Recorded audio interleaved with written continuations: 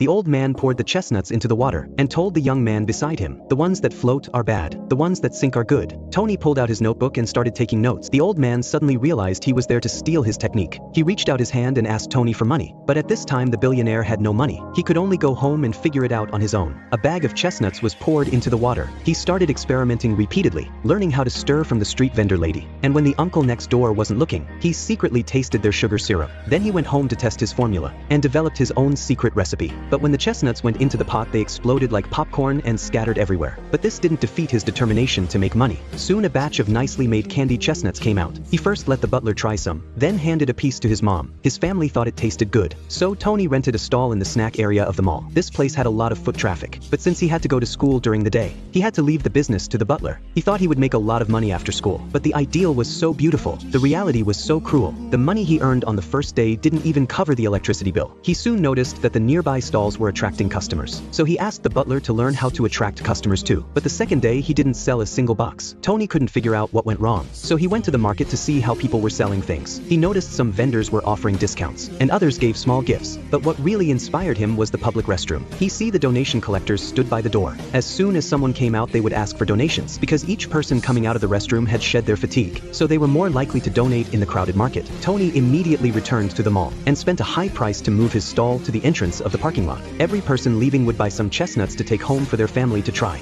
Sure enough, the next day the line at the stall grew. Just as business started picking up, he received a notice from the mall asking him to leave, because the thick smoke from the chestnut roasting machine had blackened the ceiling. At first Tony tried to cover up the mistake by painting the ceiling, but the falling paint splattered on the products. He was eventually kicked out of the mall. As he packed up to go home, his mother told him that his father's company had gone bankrupt. They were planning to move in with their relatives in the next few days. But just as Tony was applying for his passport, he suddenly had a change of heart, because he wanted to stay and continue his business.